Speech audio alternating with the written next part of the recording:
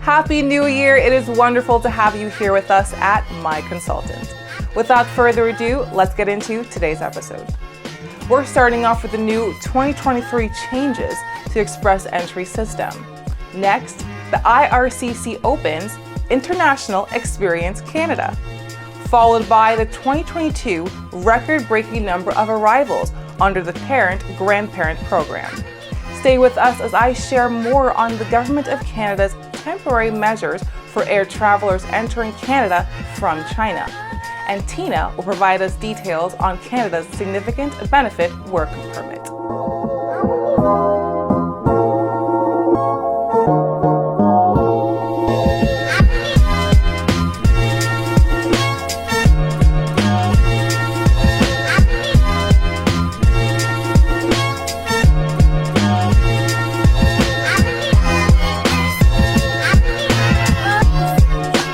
The Canadian government is changing ExpressEntry program due to workforce shortage caused by aging population and low birth rate.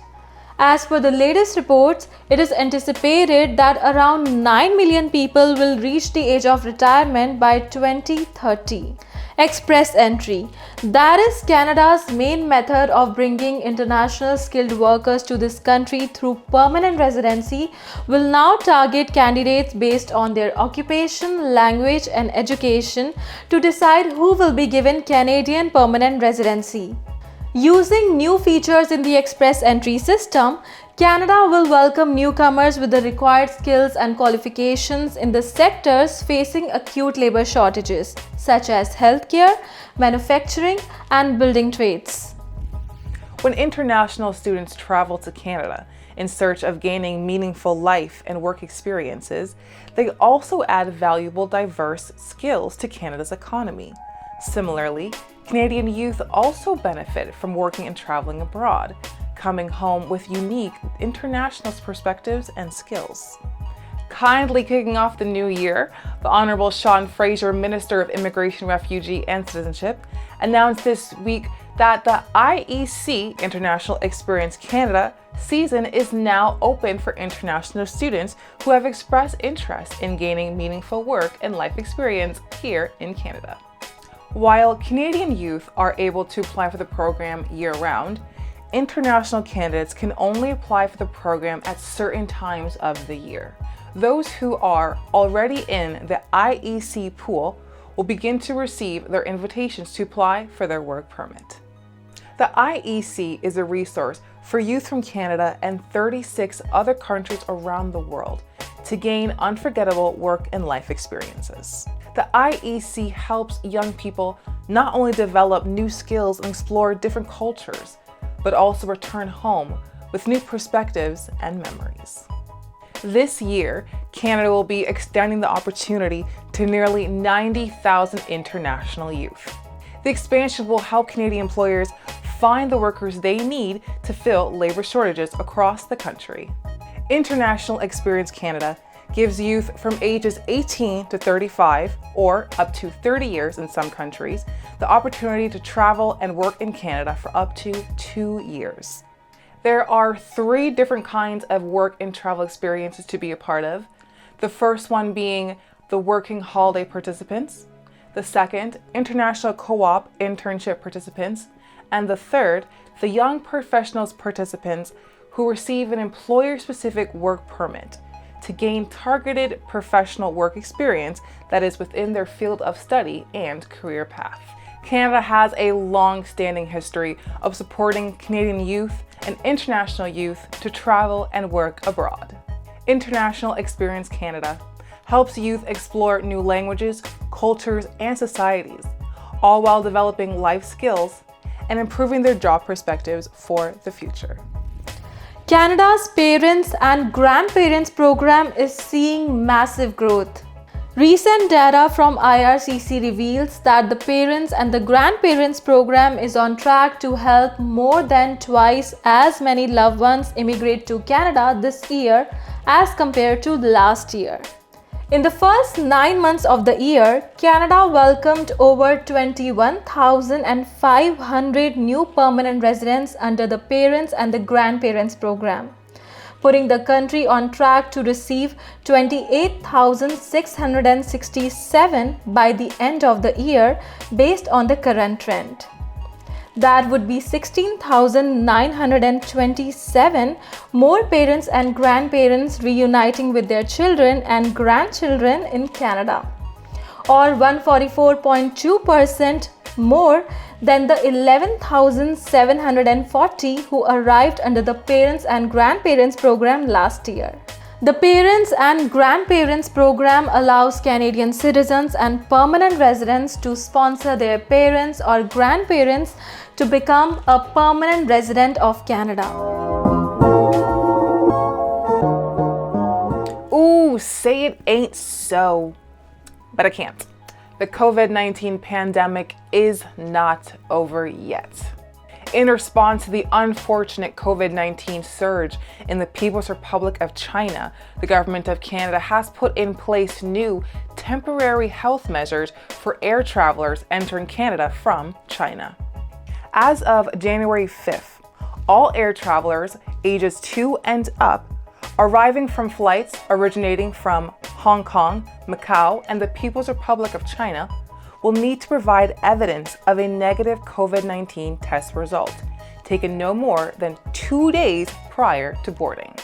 These planned health measures will apply to air travelers regardless of nationality and vaccination status.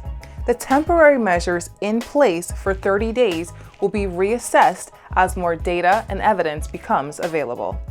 Airlines must receive a negative COVID-19 test result or documentation of a positive test result taken within the prior 10 to 90 days before the traveler boards the plane. Otherwise, the traveler will be denied boarding. Further, when arriving at primary inspection kiosk and e-gates, or when making a customs declaration using the optional advanced CBSA declaration, prior to arriving at airports in Canada, travelers will be asked if they have traveled to the People's Republic of China, Hong Kong, or Macau within the last 10 days. If they have, CBSA officers will provide them additional public health information on the transmission of COVID-19, personal protective measures, and what to do if they become symptomatic for COVID-19. This applies to air travelers only, not via land. To also help stop the spread of the COVID-19 variants, the Government of Canada has a strong monitoring program in place with the provinces and territories to identify COVID-19 variants in Canada, including the Omicron variant of concern and its sublineages, most notably through a robust geomic sequencing network and through the monitoring of wastewater in Canadian communities. Positive test samples are obtained from domestic, provincial, territorial, and federal molecular tests from a wide variety of sources to test for emerging variants.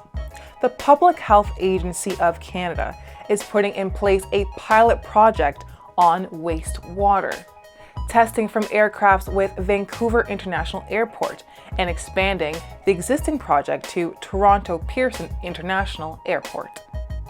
This will be done to assess the COVID-19 prevalence from various regions of the world. The samples are then sequenced to monitor for novel variants of concern.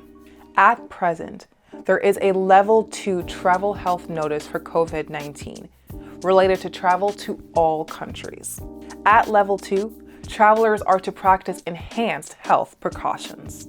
A Level 2 travel health notice indicates an increased risk to travelers or certain groups of travelers, such as but not limited to pregnant women, campers, and visitors, to remind them to practice enhanced health precautions. Enhanced health precautions may include the use of personal protective equipment, delaying travel until the risk is lower, additional recommended vaccinations for some groups, and avoiding higher risk activities. Travelers are advised to make informed, safe decisions when considering traveling outside of Canada. If you are looking forward to work in Canada on a temporary basis and you think that your work could generate a significant benefit to the Canadian society, then Significant Benefit Work Permit could be the best option for you. A Significant Benefit Work Permit, that is S.B.W.P, is granted to those foreign nationals who can demonstrate to the Canadian government that their immigration to Canada would generate significant social, cultural, or economic growth to the Canadian society. In order to be eligible for a Significant Benefit Work Permit, as the applicant, you must consider the following criteria and demonstrate that you would create or maintain significant social, cultural, or economic benefits or opportunities for Canadian citizens or permanent residents. Create or maintain reciprocal employment of Canadian citizens or permanent residents of Canada in other countries. Be engaged in work that is designated to be performed by a foreign national on the basis of the following criteria. Work related to a research, educational, or training program or limited access to the Canadian labor market is necessary. Foreign nationals such as artists, entrepreneurs, foreign workers, or investors are eligible to apply for a Significant Benefit Work Permit, as they bring with them social, cultural, and economic benefits. There are 4 categories to choose from in order to apply for a Significant Benefit Work Permit and immigrate to Canada. Canadian interest. This category is typically reserved for those who offer a more cultural or social benefit and where an economical benefit is not the focus. An example of this would be an artist wishing to showcase their work in Canada, or a musician trying to raise awareness of a topic through music. Entrepreneurs and self-employed. This category is for those candidates who wish to establish a business in Canada. You would need to demonstrate that your intended business would generate economic, social, or cultural benefits to permanent residents or Canadian citizens. The intra-company transferee. This is designed to target executive, managerial, or specialized knowledge employees of foreign company that wish to transfer to Canada to work in the branch office of their parent company in Canada. The emergency repairs. This category is towards Canadian work permits that is issued in order for foreign workers to make repairs or industrial equipment or machinery in order to prevent the possibility of a disruption to Canadian workers. If you are a foreign national who is looking forward to apply for a Significant Benefit Work Permit, you will need various documents such as academic and professional to prove your mettle along with your application. The impact of Canadian labor market is seriously taken into consideration while granting a Significant Benefit Work Permit approval to a candidate. That's all for today. Thank you so much for joining us this week. If you really like this video, then please support us by subscribing to our My Consultant YouTube channel. For more information on the topics covered today, you can visit our website myconsultant.ca, where you can also find an authorized immigration and citizenship consultant. I am Tina Batra. And I'm Tashina Thompson. And we'll see you next week.